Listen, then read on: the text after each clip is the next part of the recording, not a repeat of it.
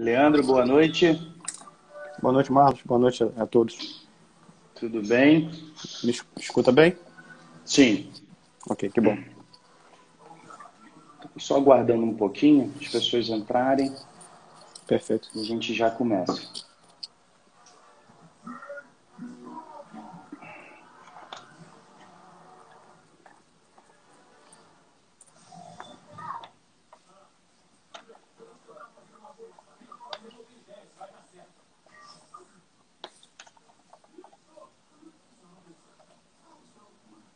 Todo mundo ouvindo bem, certo?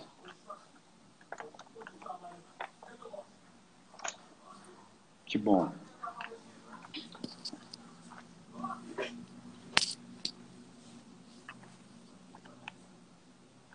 Bom, eu acredito 18 horas e 2 minutos.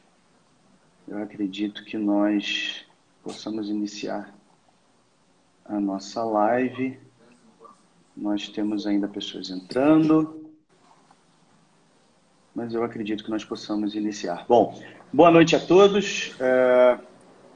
Eu queria inicialmente agradecer a participação de cada um de vocês, dizer que é um prazer enorme estar hoje aqui com o Leandro. Nós somos pesquisadores do CPJM, do Centro de Pesquisa em Crimes Empresariais e Compliance, professor João Marcelo de Araújo Júnior. E nós recebemos esta grata incumbência de falar um pouquinho de um assunto extremamente relevante e caro para o nosso país, que passou a chamar a atenção mais precisamente a partir de 2013, com a promulgação de uma lei, a Lei 12.846, mas que absolutamente hoje vive-se uma consolidação do compliance no país e no mundo, e se discute agora maneiras de melhorar, aprimorar, de verificar a efetividade deste instrumento, dessa ferramenta de prevenção contra a corrupção. Bom, de início, eu gostaria também de saudar cada um de vocês, pedir que busquem o site do CPJM, e também não posso deixar de lembrar e parabenizar todos pelo Dia do Trabalho. Hoje é o Dia Internacional do Trabalho, é uma data simbólica, ela simboliza a luta por direitos dos trabalhadores. Então, eu parabenizo a todos, em especial aqueles que estão na linha de frente, na área de saúde, a todos da área de saúde que estão aí na linha de frente do combate à Covid e que estão lutando para que a gente possa superar esse momento de crise, um momento extremamente difícil, volátil, incerto, complexo, mas que eu tenho certeza que nós passaremos. Bom, Leandro, hoje nós faremos um bate-papo mais do que um debate ou até mesmo uma explanação mais profunda. A nossa intenção aqui é abordar esse assunto de maneira sucinta e breve, em razão do tempo, que é curto, mas a gente espera atender as expectativas e a gente se coloca à disposição de todos para esclarecer eventuais dúvidas. A nossa intenção aqui, apenas para informar, nós dividimos, digamos, a nossa pauta hoje. Eu vou falar um pouquinho sobre o compliance, a sua origem. Algum telefone toca. A sua origem e um pouquinho do contexto que o compliance se insere, principalmente na influência norte-americana. E, Leandro, eu acho, eu não sei se alguém na sua residência. Já vou verificar isso já. Não, se for o caso, acho que é só colocar no mudo, não tem problema nenhum. Mas a ideia aqui, então, é trabalhar um pouco esse aspecto histórico do compliance e traçar um paralelo com o contexto brasileiro do compliance, como que o compliance surge no Brasil, e principalmente qual que é o momento que nós vivemos em termos de compliance corporativo, como que as organizações estão se adaptando a esse ambiente de autorregulação e de que maneira, se é possível encontrar um equilíbrio entre o enforcement da lei e o estabelecimento de parâmetros mínimos de avaliação de efetividade dos programas. Bom, e aí, iniciando, né, Leandro, a gente ficou conversando muito se faria ou não sentido nós realizarmos essa apresentação, fazendo um pouco, uma espécie de uma digressão aqui histórica, uma brevíssima digressão histórica, e falando de compliance, eu inevitavelmente remeto ao escândalo Watergate, lá na década de 70, o escândalo Watergate envolveu o então presidente Nixon, que inclusive, em razão do escândalo, culminou com a renúncia dele. Isso foi um episódio, obviamente, lamentável, que envolveu ali atos de corrupção, lato sensu, suborno, tráfico de influência, financiamento ilícito de campanhas e até mesmo financiamento de políticos estrangeiros e regimes ditatoriais. Bom, esse escândalo chamado de Watergate criou um ambiente de incerteza e uma crítica à sustentabilidade ética dos negócios nos Estados Unidos.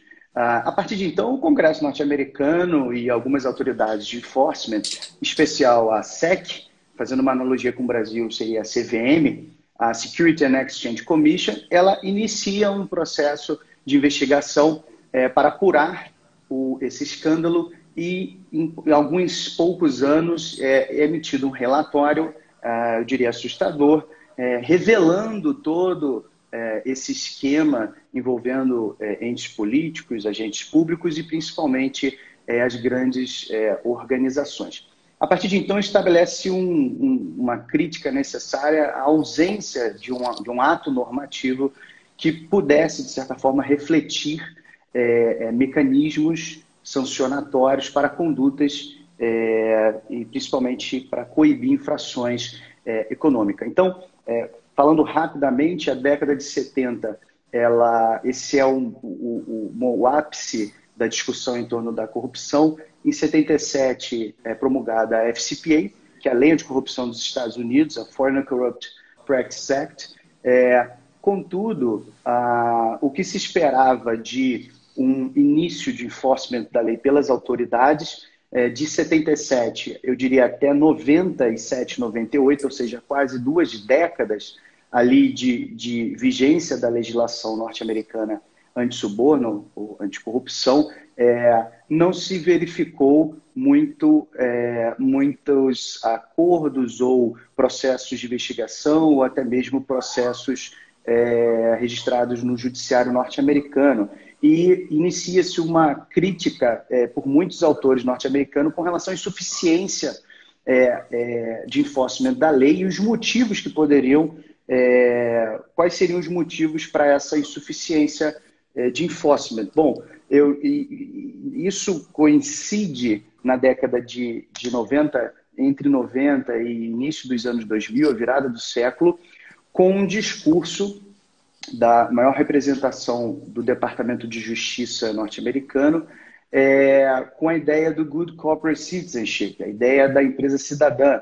Ou seja, era preciso fazer uma aliança entre o poder público e a iniciativa privada no combate, mas principalmente na prevenção da corrupção. Então, a prevenção ali com a autorregulação, com as políticas internas corporativas e no lado do combate com as políticas criminais, no caso dos Estados Unidos, mas com as políticas públicas anticorrupção. Então, isso se dá na virada do século e, principalmente, existe um discurso emblemático, não me recordo agora o nome do US Attorney General à época, em que se desenvolve essa ideia de empresa cidadã. A partir de então, e nesse mesmo tempo, o governo norte-americano, preocupado com o comércio exterior, passa a, de certa forma, pressionar organismos internacionais para que houvesse uma convenção internacional anti-suborno, e assim foi feito. Neste mesmo período, tem-se a publicação e a promulgação de uma convenção anti-suborno, e é seguida tanto pela ONU, quanto pela OCDE, quanto pela OEA, que o Leandro pode até falar um pouco mais no que diz respeito às ações coletivas. Na virada do século, então, tem-se uma enxurrada de ações, de investigações, inclusive de acordos com grandes organizações. No início dos anos 2000, no Departamento de Justiça norte-americano, esses são dados, inclusive empíricos, quem tiver interesse pode acessar o site do FCPA Stanford, onde se percebe essa avalanche de enforcement contra empresas, algumas norte-americanas, mas principalmente empresas estrangeiras. Pois bem, e aí nós seguimos uma onda de soft law norte-americano de memorandas. Então, para quem conhece, tem os memorandas Thompson, memorando Holder, memorando Yates, até pouco tempo tem uma divulgação de uma espécie de guia para as empresas e principalmente para os membros do Departamento de Justiça com relação à avaliação dos programas de compliance. Pois bem, fazendo essa brevíssima digressão histórica, 70, 80, 90, início dos anos 2000, especialmente em 2010, passa a ter uma atenção maior para o Brasil. É importante também dar um destaque que nesse período, entre 80 e 90, a lei anticorrupção norte-americana foi emendada. Essas emendas principalmente expandiu o alcance da norma, tornou a norma com alcance extraterritorial, e isso, de certa forma, também acabou direcionando a mira do Departamento de Justiça para empresas estrangeiras. E com o Brasil, aqui já fazendo um paralelo com o Brasil, aqui não foi diferente. Nós tivemos até agora empresas nacionais sancionadas e de certa forma, que celebraram um acordo com o DOJ e com a SEC. Eu posso dar aqui 3 exemplos: a Petrobras, a própria Odebrecht e a própria Embraer, alguma delas, inclusive, subordinadas ou sujeitas a um monitoramento externo. Mas acho que vale, né, Leandro, citar que, apesar do pioneirismo norte-americano, ou seja, a gente está falando de uma legislação, a gente falava há pouco, né, mais de 40 anos de vigência, não está imune às críticas. Existem críticas contundentes, principalmente nos Estados Unidos. Alguns autores, e eu cito aqui principalmente algumas críticas com relação a eventualmente um desequilíbrio nos investimentos, ou seja, haveria um investimento muito maior no âmbito da iniciativa privada se comparado com a administração pública na sua capacidade de conferir enforcement para a lei. Existem críticas com a discricionariedade talvez ampla dos promotores, dos membros, na verdade, do DOJ, e que essa discricionariedade ampla poderia violar direitos individuais. Autores como, por exemplo, o professor Brandon Garrett, que recentemente nos concedeu uma entrevista, está lá no CPJM, que tem um livro chamado Too Big to Jail, onde ele faz uma crítica ao modelo sancionatório norte-americano, à criminologia econômica, empresarial. Então, é importante dar esse destaque, e essa crítica também vale muito bem para o modelo sancionatório brasileiro. E aqui no Brasil, entre 2012 e 2013, a gente tem um movimento nacional impulsionado ali pelo clamor da população por reajuste de passagem em São Paulo, que acaba se disseminando para todo o país. E esse movimento chega até o Congresso Nacional, onde se questiona a sustentabilidade ética do nosso país, a moralidade administrativa, e também impulsionado pela Operação Lava Jato. Nós temos em 2013 a promulgação da Lei 12846. Essa lei ela é promulgada em 2013, ela entra em vigor em 2014, e em 2015 ela é regulamentada por um decreto, o Decreto 8420 de 2015. Bom, passa-se nesse momento estabelecer um parâmetro mínimo normativo para se, definir as condutas, a questão da responsabilidade da pessoa jurídica, que não é uma novidade, mas se definir normativamente essa questão e principalmente se estabelecer os parâmetros de avaliação dos programas de compliance enquanto medidas de prevenção anticorrupção. Nesse sentido, nós agora, em 2020, me parece, desde 2013, estamos por um processo de amadurecimento, onde, principalmente, apesar do compliance não ser uma novidade no Brasil, já havia menção às normativas, principalmente do mercado financeiro, com esse viés preventivo, mas em 2013, de certa forma, há uma normativa que propõe esse diálogo necessário e nessa parceria, nessa suposta parceria entre o público e o privado. Mas aqui no Brasil, assim como nos Estados Unidos, nós também não estamos imunes a críticas. Existem críticas que devem ser feitas, principalmente em relação à efetividade dos programas de compliance, de que maneira esses programas eles são implementados. Há uma certa assimetria informacional e uma insuficiência de compartilhamento dos resultados que esses programas trazem.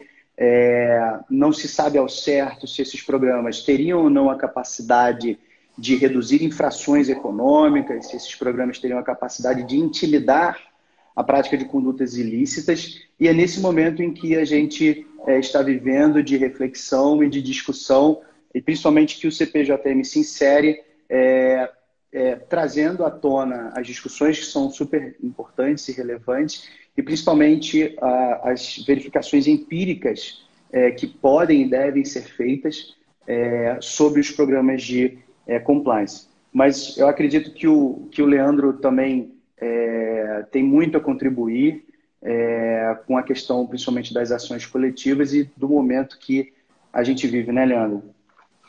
Muito bem. Obrigado, Marlos, pela introdução. Muito boa. Acho que você conseguiu fazer um panorama muito elucidativo, né, do que a gente entende por corrupção, combate à corrupção, desde a legislação norte-americana, os exemplos internacionais. Antes de entrar no meu tema, também faço questão aqui de saudar o Dia do Trabalhador. E quem está trabalhando nesse dia, doando um pouquinho do seu tempo em prol do conhecimento, acho que isso é muito importante.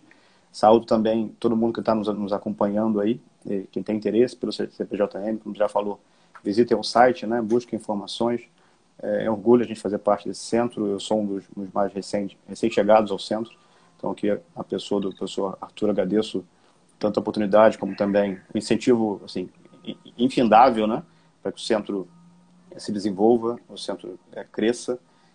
E essas ações, quando a gente discutiu na semana passada se deveríamos ou não fazer uma live no fim de semana, no feriado, dia do trabalho, a gente não teve nenhuma dúvida de que sim, porque o espírito é esse, né? O espírito é construtivo. Então a gente saúda mais uma vez o Dia do Trabalhador, especialmente como você muito bem fez, os trabalhadores que não podem estar em casa, como a gente está agora, né? Dispondo desse tempo. Exato. Quem está na rua, então a gente está em casa seguro porque as pessoas estão na rua por nós. Então aqui fica a saudação também. Muito bem, passado todo esse panorama que você fez, acho que isso repito, foi muito elucidativo, muito claro para todo mundo. A gente demonstra também, já registra, desde já, nesse início, que o CPMJ, ele traz a preocupação, que é uma coisa que não se identifica muito fácil quando se fala em academia, que é essa proximidade empresa-academia. Então, quem já fez mestrado, doutorado, sabe que muitas vezes a pesquisa é difícil de fazer quando encontra poucas fontes. E quando a gente fala de compliance, necessariamente tem que falar de empresas, né? As pessoas jurídicas são, mesmo na criminologia, agentes muito relevantes quando se fala em certo tipo de crime. Você citou bem aqui a pessoa jurídica responsável, né? Esse estudo ele só se torna mais real se de fato a academia e as empresas estiverem próximas. Então aqui a gente registra desde já essa importância. E por isso que a gente trouxe nessa primeira participação nossa, né, essa ideia de empresa, falar sobre pessoa jurídica, falar disso foi muito importante, esse apanhado histórico, e a gente olha para o Brasil e vê quais exemplos a gente tem, né, sobre repercussão da pessoa jurídica. Você lembrou bem, são mais de 40 anos nos Estados Unidos, a nossa lei não chega a ter 10, mas a gente fez um incentivão, né? Assim, intensivão, melhor dizendo, nesses últimos anos de como implementar a lei. A gente foi atropelado pela Lava Jato, a gente foi atropelado por uma mudança jurisprudencial muito relevante, e os escândalos falam por si, né? A proporção dos escândalos fizeram com que toda a nossa aprendizagem tivesse que ser muito acelerada. Se a gente teve escândalos também de repercussão mundial, a gente tem exemplos de repercussão mundial até positiva. Eu vou citar um aqui, poderia ser tantos outros, mas eu trouxe um para a gente poder ilustrar, né? Que é a temática do Proética, que é um selo, que é um reconhecimento público, e a gente vai recorrer um pouquinho aqui no tempo também. A gente volta a 2010, então mesmo antes da lei anticorrupção, os Sotuetos e a CGU, um órgão de governo que todos conhecem, eles resolveram, no dia que se celebra, né, o combate à corrupção, 9 de dezembro, eles resolveram criar uma parceria público-privada, o que em si já é muito positivo, porque a gente, no Brasil, costuma ter certo preconceito, ou público ou privado, e a gente percebe que o crescimento necessariamente ocorre quando os dois se dão as mãos, né, quando os dois atuam juntos, ainda mais no ambiente empresarial.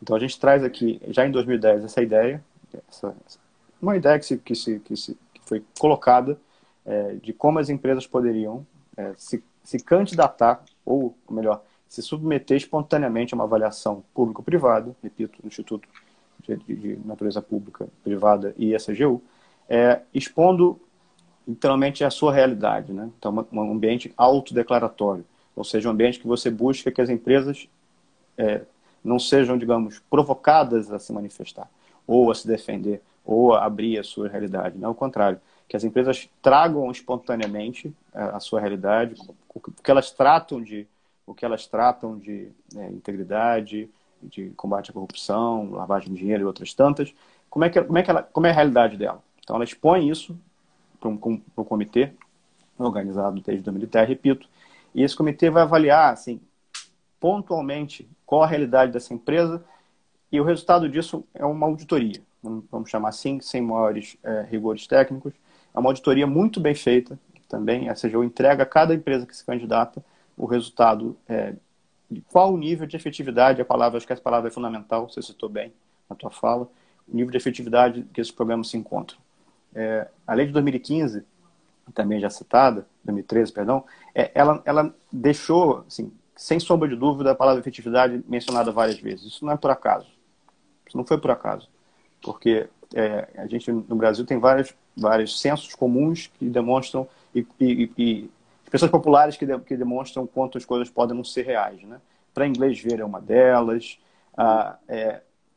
No papel, está no papel, é isso que basta. Não, não basta mais. Não é para... Eu brinco sempre que se fala que é para inglês ver, eu falo que nesse caso o inglês vai ver.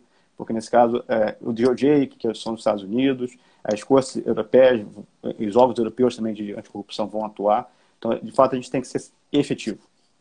Esse desafio não é simples de ser implementado, nem aqui nem fora. Você citou bem também, pegando a sua fala, que quanto tempo demorou mesmo o FCPI para se tornar alguma coisa factível, né? Implementada e reconhecida. Repito, a gente teve aqui um acelerador chamado escândalos, operações policiais de renome, etc. Muito bem. Em 2010 se institui esse selo Proética. As empresas, para participar deles, têm que começar assinando um termo declaratório, né, dos compromissos delas com a ética, com a integridade, e ela submete todas as suas entranhas, em bom português, a empresa, para que a comissão, para que ela possa avaliar. E o que vai se avaliar nessa história, né? Vai se avaliar aqueles exatos pilares do programa de integridade. Os clássicos pilares que a CGU enumera como principais do programa de integridade serão os pontos que vão ser avaliados. Tudo que eu estou falando aqui, é bom também que se registre, são informações públicas, tá? Não tem nenhuma informação aqui que seja de uso restrito ou que eu tenha acesso por esse ou por aquele instrumento.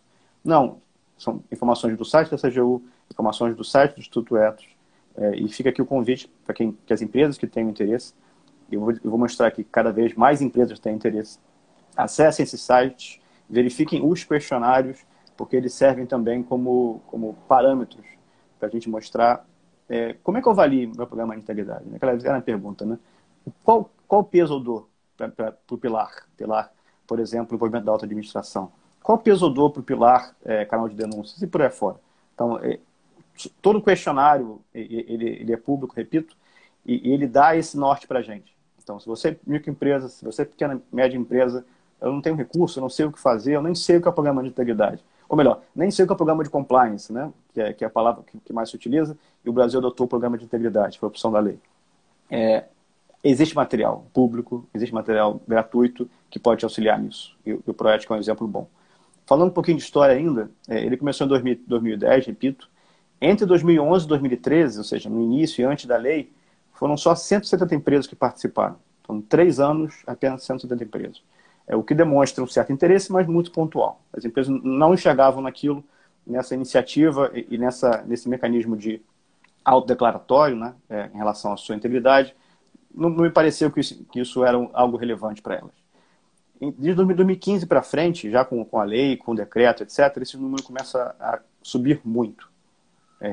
Reflexo, claro, dos escândalos, reflexo, claro, da importância que a lei toma no Brasil e também da própria repercussão que a CGU, o quanto ela se envolveu. Né? A CGU editou inúmeros regulamentos normativos, cadernos de programa de integridade em empresas privadas, em empresas públicas, tudo isso de novo público, de ótima qualidade e recomendo aqui o acesso.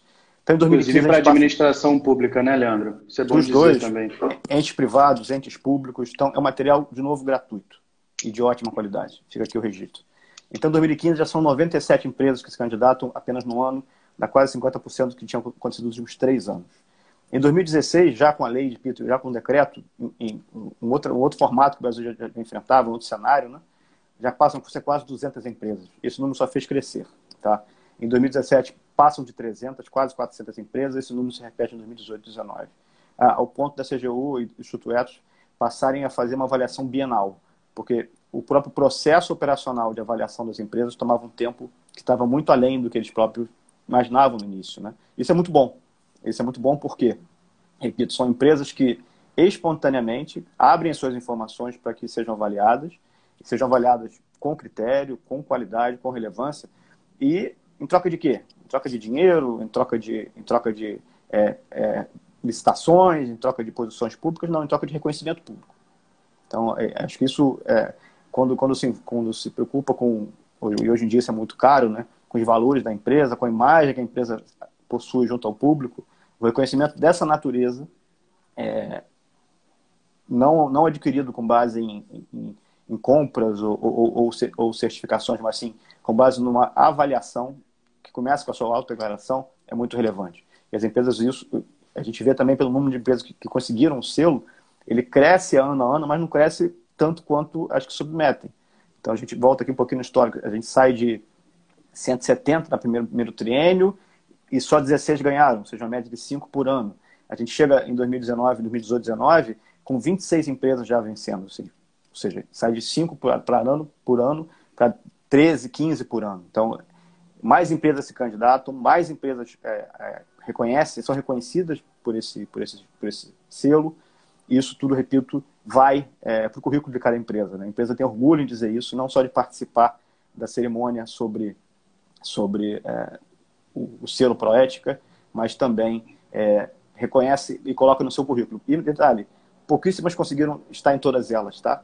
Isso também é um ponto interessante. As empresas, no momento que elas alcançam um certo grau de capacidade, de evolução do seu programa de integridade, subir o sarrafo é difícil.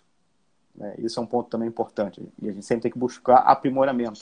Não é à toa que o monitoramento é uma etapa fundamental do programa de integridade. Ele não é datado, ele não é congelado. Né? Ele tem que ser monitorado. Isso é super legal, né, Leandro? Isso é muito relevante que você está tratando. Tem que ser monitorado, porque a gente fala em efetividade, mas também fala em monitoramento. Porque o que é efetivo hoje, imagina o que é efetivo pré-Covid e pós-Covid. Um exemplo que todo mundo vai entender. Se o cenário econômico, se o cenário social, se o cenário institucional mudou, o meu tem que mudar também. A empresa não pode ficar afastada disso. Né? O outro ponto que eu vou discutir aqui, que é interessante também, é que o Proética ele não é feito para grandes empresas, tá? É feito para todos os tipos de empresa. E aqui fica o convite para as micro e pequenas empresas que estão tão complicadas nesse momento também, a gente sabe disso, isso é público notório, que a integridade ela não é custo só, né? A integridade é, de fato, um valor, e ela agrega valor à atividade econômica, ela torna a sua empresa diferente, e isso não é só retórica, né? Isso é fato. É, dentre as micro e pequenas empresas, eu vou trazer um exemplo aqui bastante pitoresco, mas que ilustra como a criatividade brasileira pode ser utilizada para que a gente alcance o que a lei almeja, né? Um dos itens que todo mundo sabe, que todo mundo que está aqui se interessa por compliance, por integridade, a gente sabe que ter um canal de denúncia é algo muito relevante para uma empresa, porque as pessoas têm um espaço independente, isento, para que possam se expor. Seja questão de assédio moral, questões de corrupção, questões de conflitos trabalhistas. A gente está de novo no dia do trabalho, então isso é importante também ficar registrado. Questões socioambientais em geral, né? Não só questões criminais. Ter esse canal na empresa é legítimo, é importante. Isso melhora o clima empresarial, as relações de trabalho ficam melhores. Só que isso, normalmente, as empresas leem esse tipo de canal de denúncia. Não, temos que ter uma consultoria internacional contratada com uma linha, um hotline, uma linha exclusiva para isso, uma linha que ninguém possa acessar, etc. Não é bem assim, tá? Eu acho que tanto o programa de integridade, a gente tem que ter essa capacidade, isso a academia pode ajudar muito, de traduzir o que a lei exige para públicos diferentes, ok? Então, micro e pequena empresa não pode ser um público esquecido desse mercado, até porque a gente, se esquecer esse assunto das micro e pequenas empresas, a gente simplesmente afasta 90% das empresas do Brasil. Acho que isso não vai, ninguém vai estar convencido que afastar um número desse é uma questão razoável. Mas voltando, por exemplo, uma micro e pequena empresa que foi vitoriosa no Proética, ela tinha a seguinte questão: como montar um canal de denúncia? Como fazer? Contratar alguém? Não tem recursos.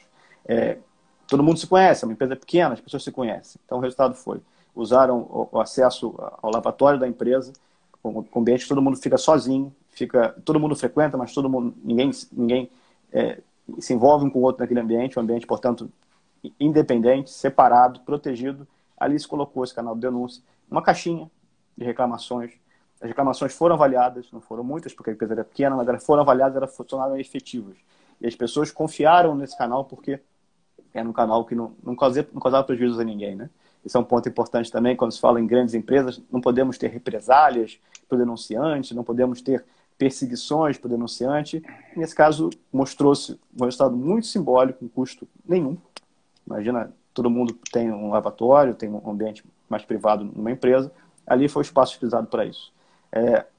Voltando a esse exemplo, de novo, é pitoresco, mas é um exemplo concreto que a gente pode ser criativo ao ponto de identificar soluções para o que a lei chama de questões mais complexas. Tá?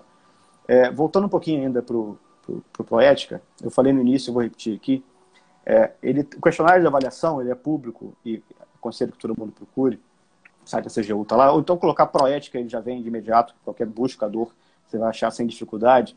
Ele separa em 7 áreas, tá? O questionário. Vou só ler aqui muito rapidamente para a gente entender. Então, eles comunicam muito bem, repito, com os pilares do CGU, pilares do programa de integridade. A área 1 é cumprimento da auto-administração. Isso é notório, todo mundo sabe que isso é regra básica quando se pensa no programa de integridade, mas ele inclui mais um, que eu vou explorar depois, que é compromisso com a ética.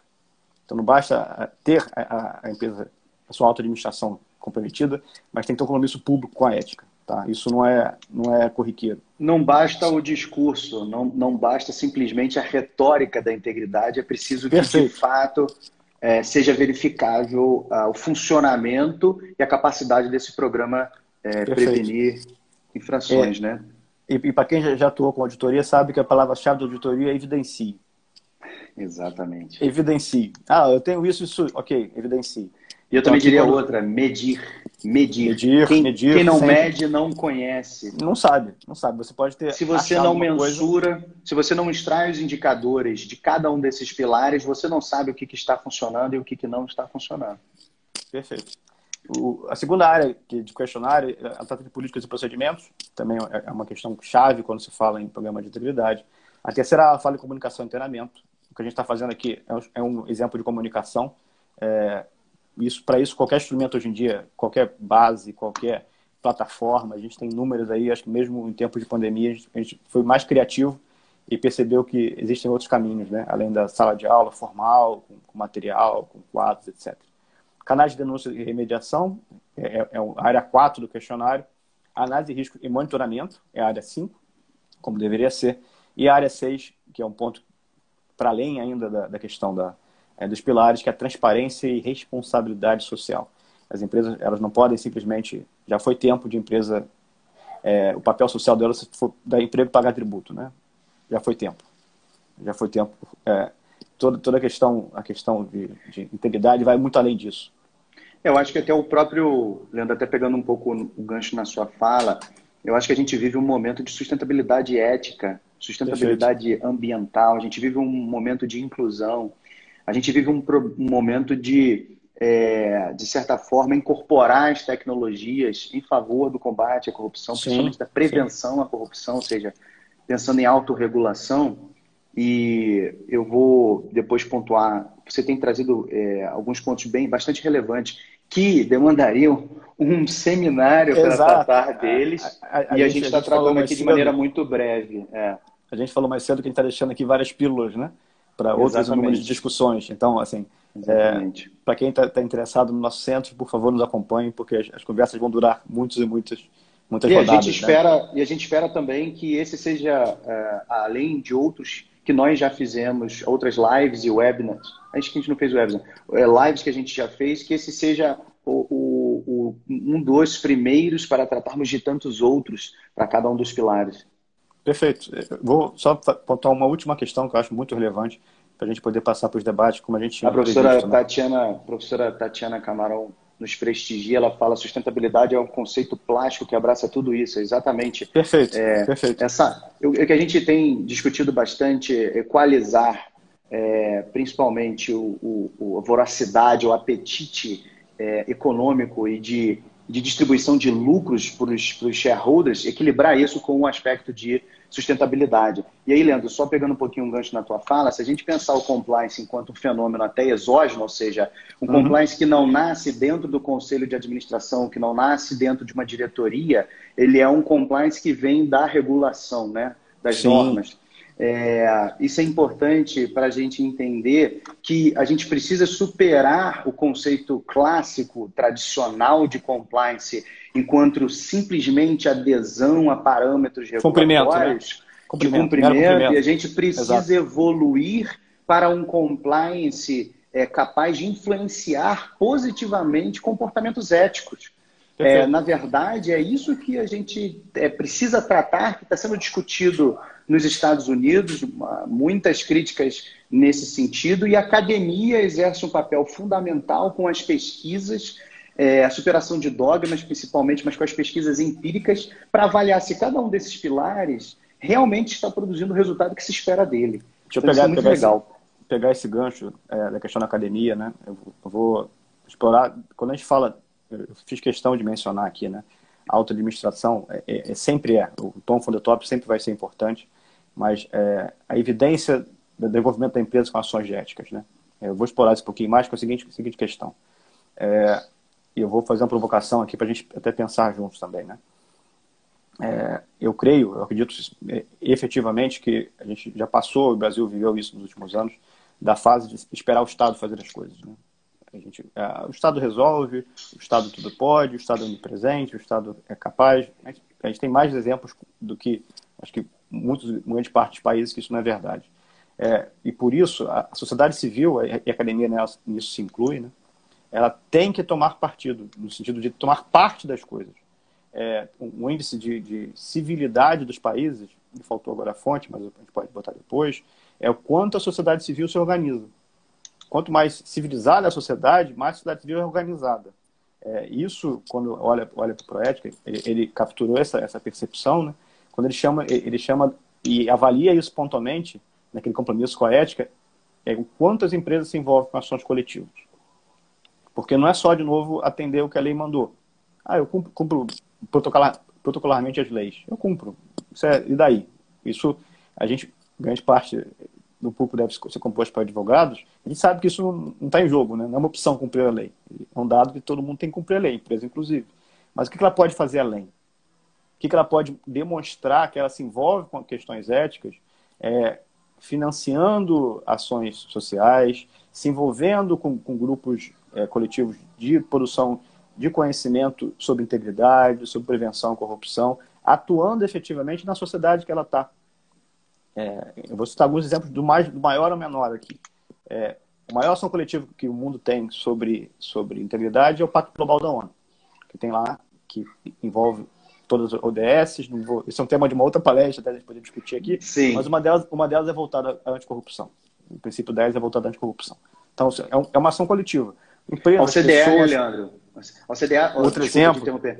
Não, a CDE acabou de divulgar uma nota na semana anterior, justamente chamando a todos a atenção para o reforço da integridade corporativa no momento em que se flexibilizam as contratações. Claro que há fundamento, há justificativa, um momento extremamente complexo, volátil, dinâmico, uma miríade de legislações que são promulgadas todo dia, mas não se pode esquecer do aspecto de integridade lato sensu, né, amplamente compreendido. Perfeito, perfeito.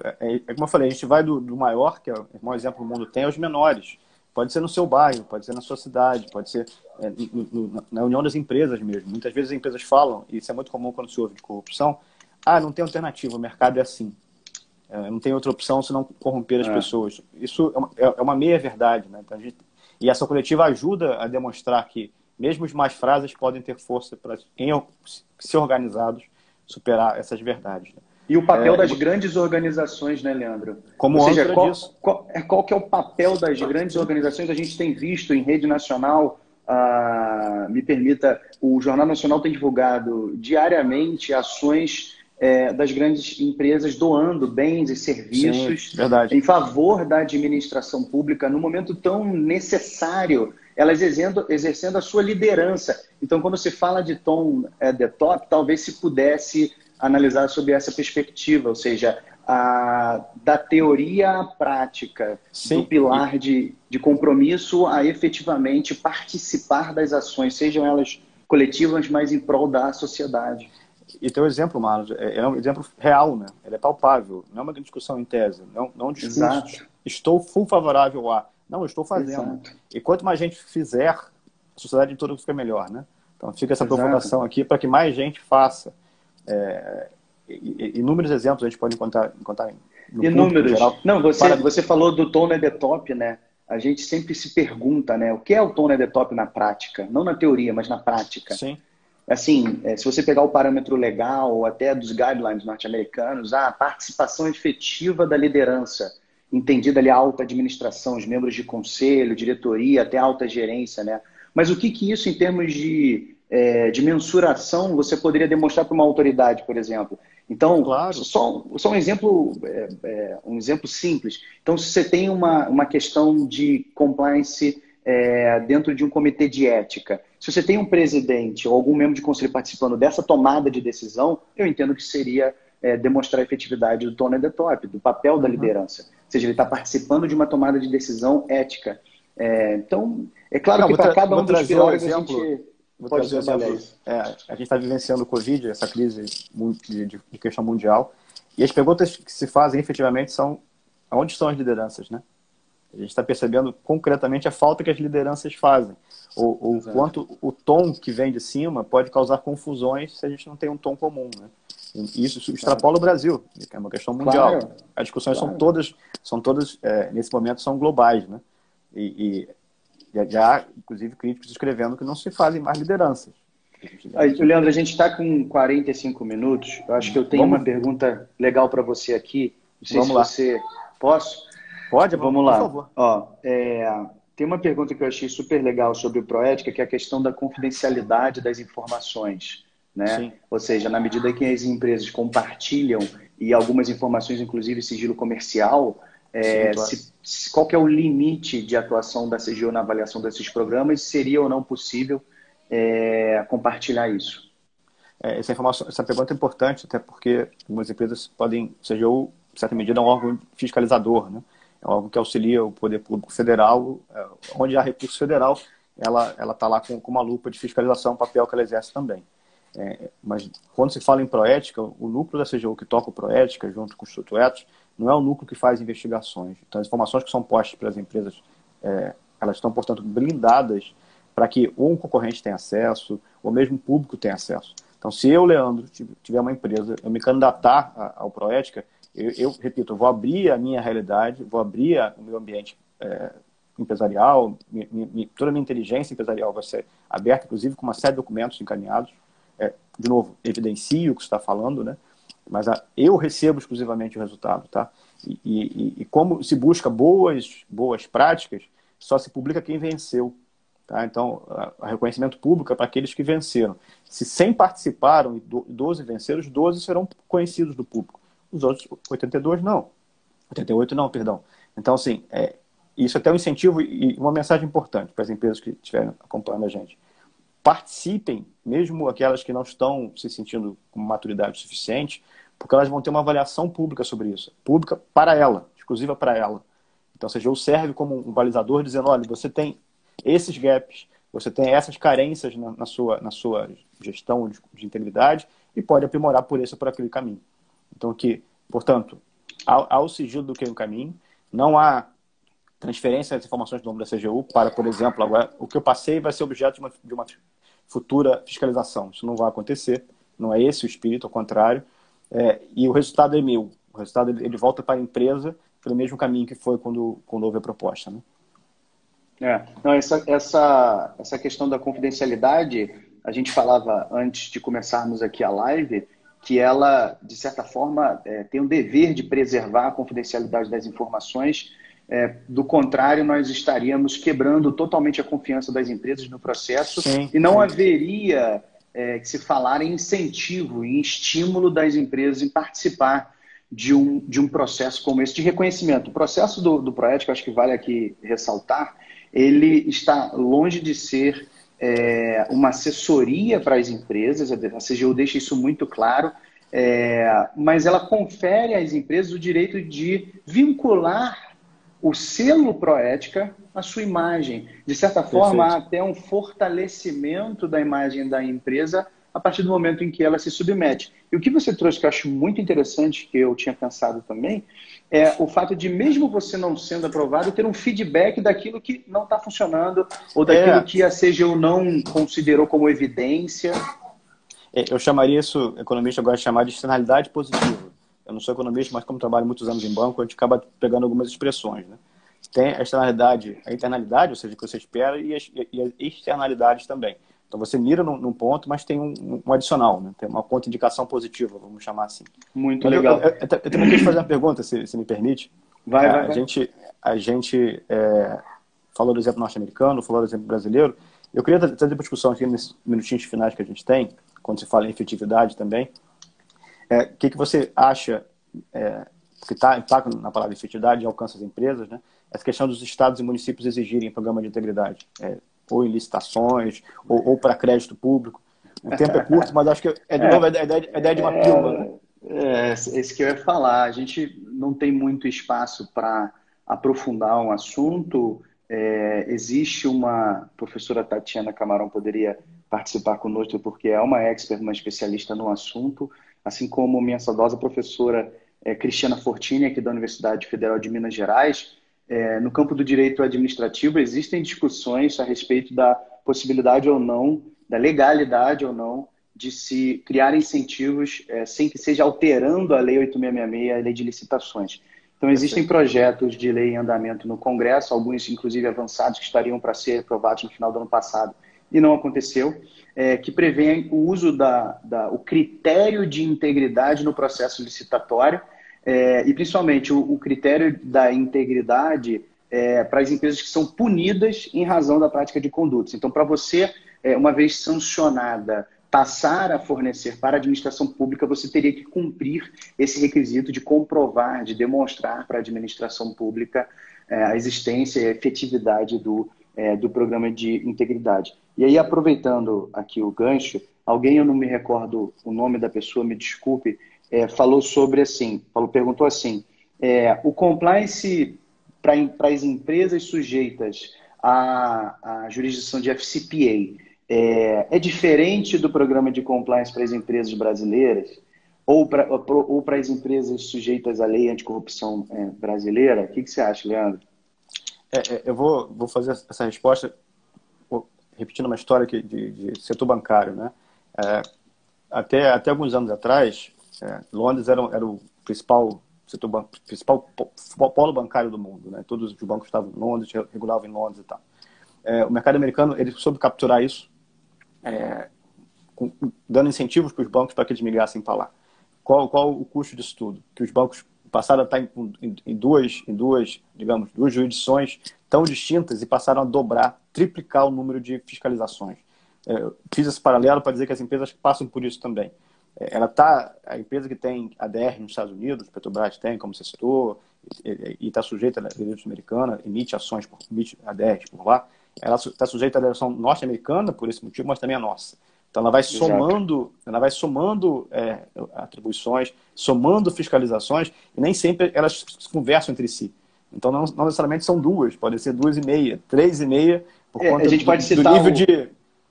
A gente pode citar o caso da própria Petrobras, que fez um acordo com o Departamento de Justiça norte-americano e fez um acordo com o Ministério Público Federal e a CGU no Brasil, assim como, enfim, outras empresas.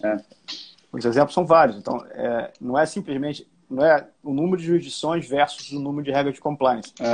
É isso mais algumas vezes, porque, repito, o nível de informação, de declaração, de fiscalização aumenta muito quando você está em mais do que um...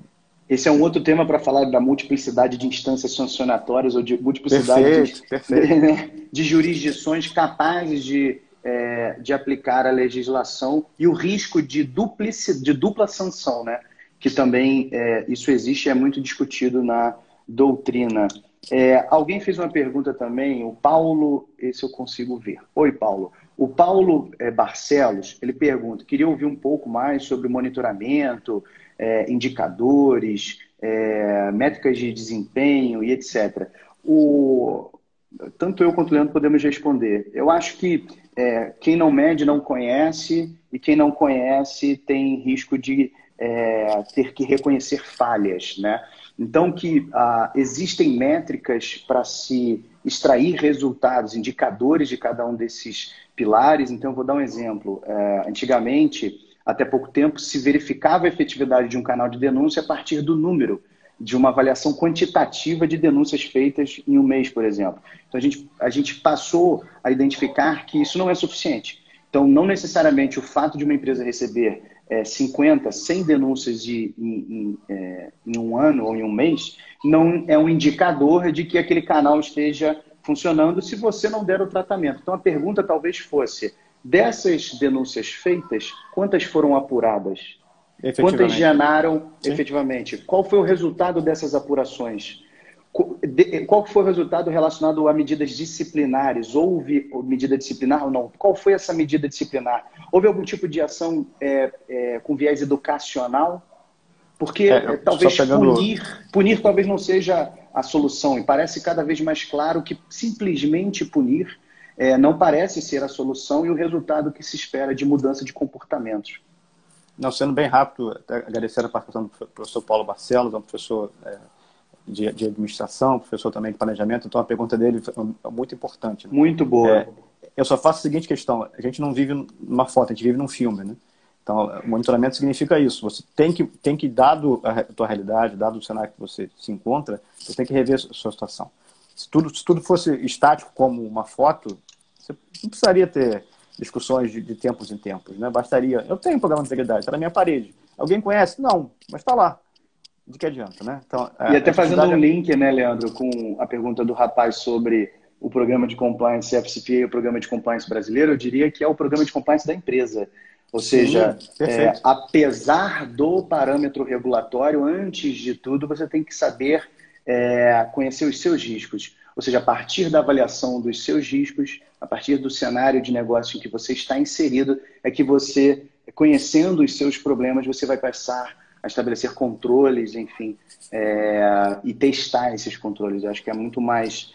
o compliance, me parece, Leandro, ele vai muito mais além, ele vai além do simplesmente adesão a parâmetro regulatório e ele está começando a ser testado quando há influência. E eu te diria mais, a gente precisa superar esse conceito clássico e trabalhar um pouco mais a ideia de integração das teses de compliance às teses de governança corporativa, de riscos, de auditoria.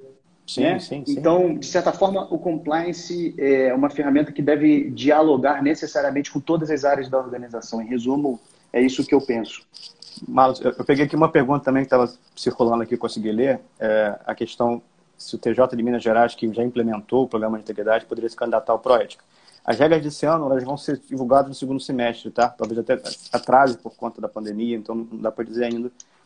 Vale a leitura no segundo semestre desse ano na CGU, ver se essa questão de entes públicos. O Banco do Brasil é uma entidade federal, da economia mista, que já obteve alguns anos. Mas um Tribunal de Justiça, repito, é bom de conhecer a regra desse ano, no segundo semestre, quem sabe pode se candidatar e até ser um precursor aí de um bom reconhecimento, né? Até se a gente fizer um paralelo muito rápido com a lei das estatais, já há previsão legal de estabelecer mecanismos internos de integridade e existe um cronograma anual de auditoria para fins de avaliar se, por parte de estatais, empresas públicas e sociedade de economia mista, implementaram e de que maneira isso está estruturado internamente. Agora, um ponto também, a gente está chegando ao final, temos só 3 minutos. Passou muito rápido, né? Acho que um ponto legal e interessante também é que toda a administração pública, ou seja, é preciso haver um equilíbrio entre o esforço da iniciativa privada e da própria administração pública em prol do combate à corrupção. Acho que esse é o grande ponto. Sim, público, privado e a sociedade civil organizada. Vou fazer essa provocação de novo. Bem lembrado, bem lembrado. A gente pode chamar de terceiro setor, pode chamar de academia, como a gente está fazendo, a gente pode chamar de várias coisas, mas se precisa. E até com isso eu vi vários colegas passando aqui, que devem tomar parte da nossa conversa de hoje, do Instituto Compliance Rio, que atividade pro bono que eu tenho, presido do Instituto, que ele só existe porque a gente acredita, de fato, na ação social. Então, isso no esforço da sociedade organizada, né? Então, fica aqui também a referência.